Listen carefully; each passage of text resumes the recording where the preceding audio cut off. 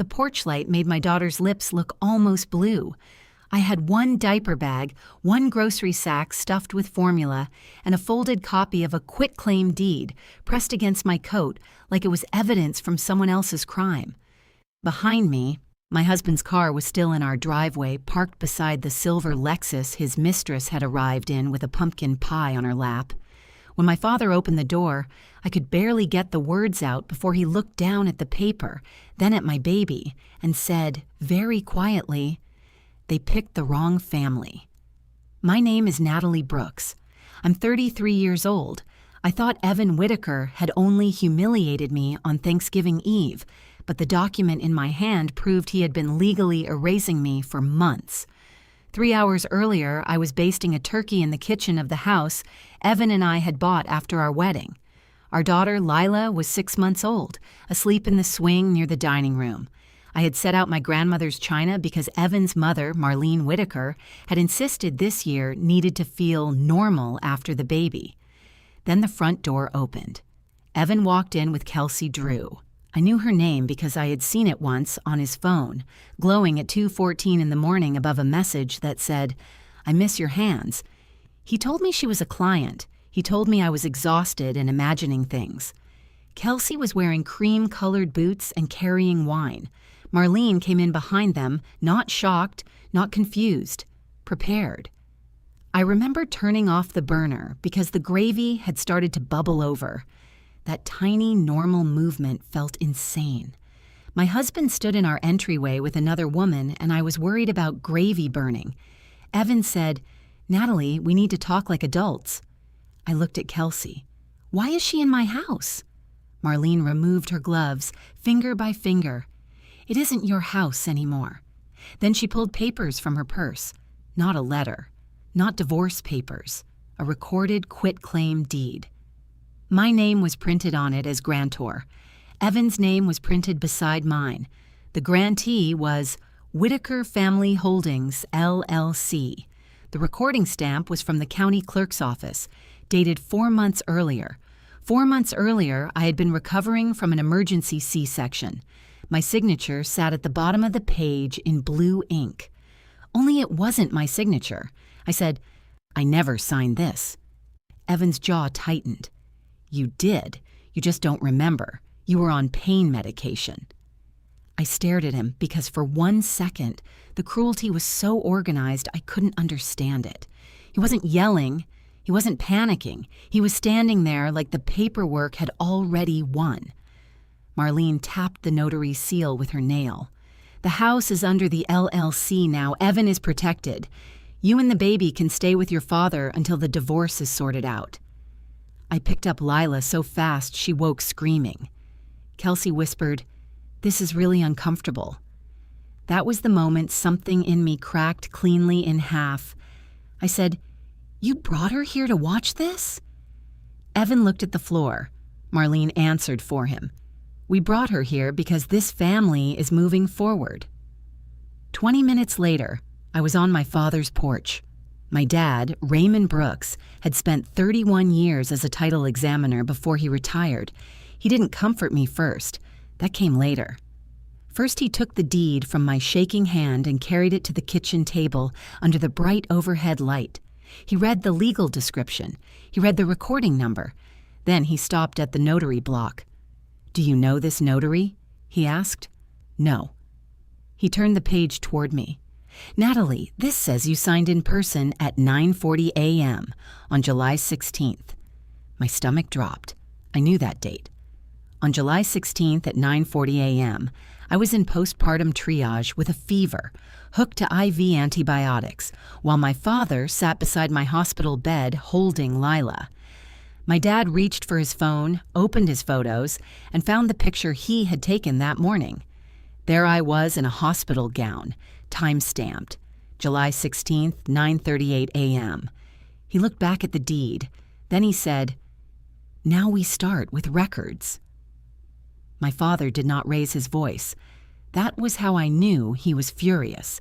He set Lila in the crook of his left arm, bounced her once, and with his right hand called a number I hadn't heard in years. "Gloria, it's Ray Brooks. I need a recorded deed pulled tonight." I stared at him. Dad, it's Thanksgiving Eve. Fraud. Doesn't take holidays. Gloria worked in the county clerk's office and had gone to church with my mother before she died. 10 minutes later, my father's printer started humming. The deed came through page by page. Then came the notary journal entry. My dad leaned closer. Here, he said. Notary was Sandra Bell. I shook my head. I've never met her. She says you presented a driver's license.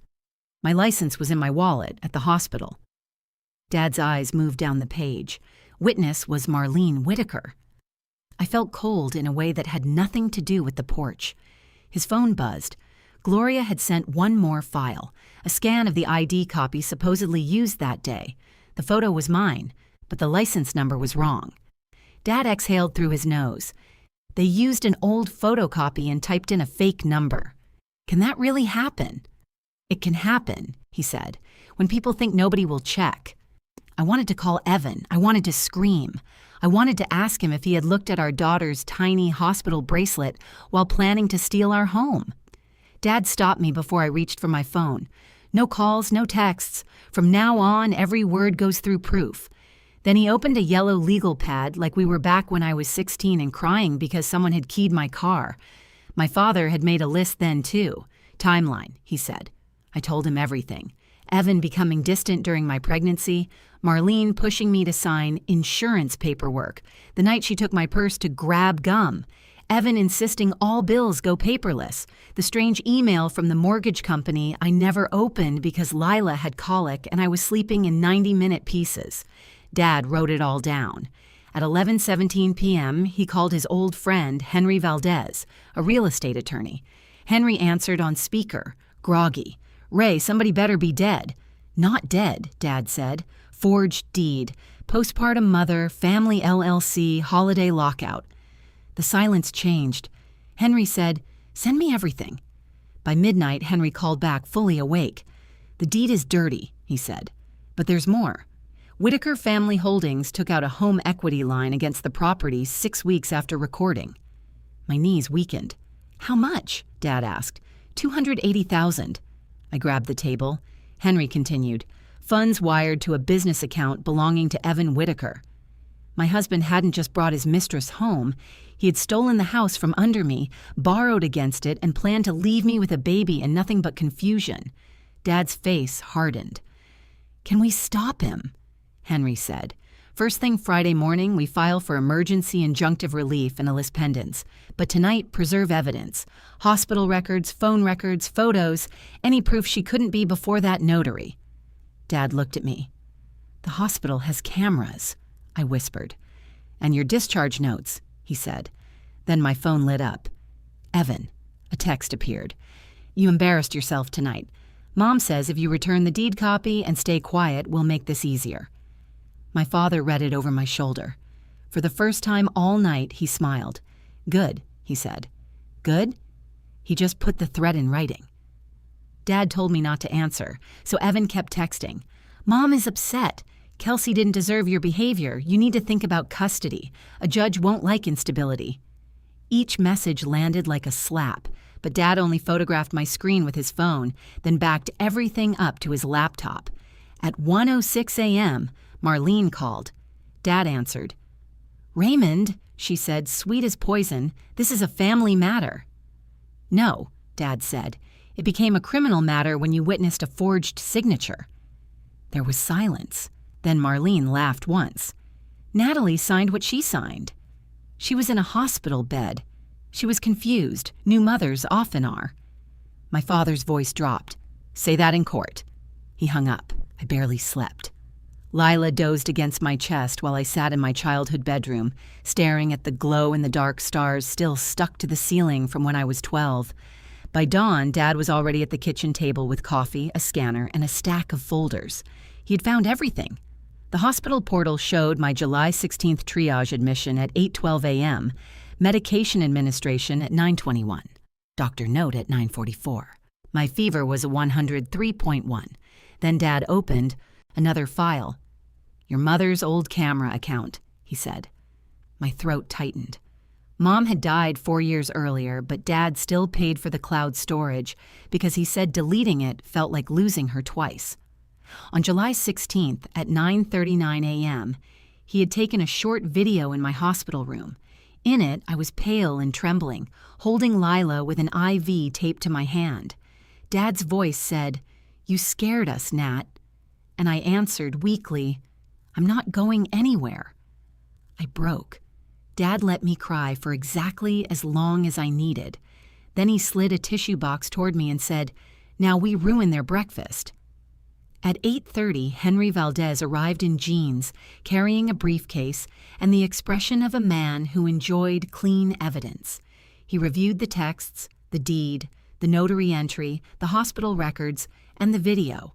Then he said, "This is not just divorce leverage. This is fraud, forgery, identity theft, possible mortgage fraud, and elder abuse if Marlene used her influence through the LLC." "She's not elderly," I said. "I meant her abusing everyone else with the confidence of an elderly church treasurer." For the first time since Evan walked in with Kelsey, I laughed. Henry became serious again. "We need one more thing, proof Evan knew." My phone buzzed. Kelsey. I almost ignored it, but Dad nodded. Her message said, "I didn't know about the deed. Evan said you left months ago emotionally, and his mom handled the house because you were too unstable. I'm sorry. I'm leaving." Then another bubble appeared. He said if you fight, he'll use your postpartum depression against you. My hand shook. Henry leaned over. "Ask her if she has that in writing." I typed the question. 3 dots appeared, disappeared, appeared again. Then Kelsey sent screenshots. Evan to Kelsey. "Don't worry about Nat. Mom fixed the title. By Thanksgiving, she'll be out." Evan. "If she freaks, we'll say PPD. Courts always believe the calm parent." Dad stood so quickly his chair hit the wall. Henry whispered, "Got him." But Evan wasn't done. At 9:14 a.m., a police cruiser pulled into Dad's driveway. An officer knocked. "Ma'am," he said, looking at me, "we received a report that you abducted your child during a domestic dispute." Behind him, parked at the curb, was Evan's black car. He was smiling. For one frozen second, I forgot how to breathe. Then my father stepped between me and the door. "Officer," Dad said, calm enough to be dangerous, "before you continue, you should know this child's mother is standing in her father's home with counsel present." Henry appeared beside him, business card already in hand. The officer blinked. "Counsel?" Henry smiled. "Henry Valdez, family law and real estate litigation. The father of the child made a false report." Evan's smile vanished. He got out of his car. "Natalie is unstable. She took Lila without permission." I clutched my daughter tighter. Henry turned to the officer. "There is no custody order. Married parents have equal rights. Mrs. Whitaker left the marital residence after Mr. Whitaker brought his mistress home, and his mother presented a forged deed transferring the property." The officer's eyes shifted to Evan. Evan scoffed. "That's ridiculous." Dad held up the printed hospital record. My daughter was supposedly signing that deed before a notary at 9:40 a.m. on July 16th. At 9:40 a.m., she was in the hospital with a fever and an IV in her arm. Henry added, "We also have text messages indicating Mr. Whitaker intended to use a mental health smear to remove her and retain the property." The officer looked back at Evan. "Sir, did you tell dispatch she abducted the child?" "She did." "Is there a custody order?" Evan hesitated. "No," Henry answered. The officer's voice cooled. "Then that is not abduction." Marlene's Cadillac pulled up behind Evan's car like she had been summoned by evil itself. She came up the walkway in pearls and fury. "Officer, my daughter-in-law is mentally fragile," she announced. "She signed legal papers and now regrets it." Dad finally moved. He opened the front door wider and pointed at her with the deed copy. You witnessed a notarization for a woman who was in a hospital bed. Marlene's face flickered. Just once. But the officer saw it.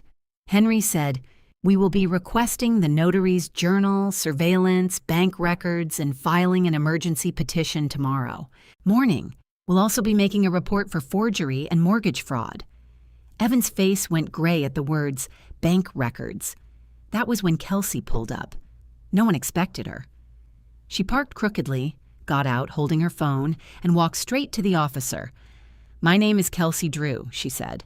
"I was with Evan. I didn't know he was married until 2 months ago. I didn't know about any deed, but I have messages." Evan snapped. "Kelsey, shut up." The officer turned sharply. "Don't!" Kelsey's hands trembled as she held out her screen. "He told me his mother fixed the title," she said. "He told me he was going to force Natalie out on Thanksgiving so she'd be too embarrassed to fight." The world went silent except for Lila fussing against my shoulder. Marlene whispered, "You stupid girl." Dad looked at the officer. "Did you hear that?" The officer nodded slowly. He asked Evan to step aside. Evan tried to laugh it off, but his voice cracked. "This is a misunderstanding." "No," I said. Everyone looked at me. My knees were shaking, but my voice wasn't. "You brought another woman into our home while our baby slept in the next room. You let your mother call me crazy. You forged my name while I was sick in a hospital bed." Evan's mouth opened. I stepped onto the porch. "And then you called the police on me." Dad put a hand on my shoulder. The officer said, "Mr. Whitaker, I need you to remain available. Mrs. Whitaker, you're free to stay here with your child." Henry leaned close to me and whispered, "Tomorrow, we file." But Dad was still staring at Evan. Then he said the 5 words that ended him. "Check the notary's commission bond." Henry's head turned slowly toward my father. "The bond," he said. Dad nodded. "Every notary carries one. If Sandra Bell notarized a forged deed, her bond company will want to know who paid her, who contacted her, and whether she was even present." She wasn't. By Friday afternoon, Henry had the bond records. Sandra Bell's commission had been suspended 3 months before my alleged signature. Someone had used her stamp anyway. By Monday, the county clerk flagged the deed. By Wednesday, the bank froze the home equity line. And by the next week, Sandra Bell walked into the district attorney's office with a lawyer and told the truth. Marlene had offered her $5,000 to backdate a family transfer. Evan had delivered the old photocopy of my license. Marlene had supplied the witness signature. They had all believed I'd be too broken, too embarrassed, too exhausted with a baby to fight. They forgot my father had spent his life reading property records like fingerprints. Evan was arrested first. Marlene went in 2 days later. The image that stayed with me wasn't Evan in handcuffs. It was Kelsey standing beside me outside the courthouse, pale and ashamed, whispering, "I'm sorry I believed him." I told her, "So did I." The judge voided the deed. The LLC lost the house.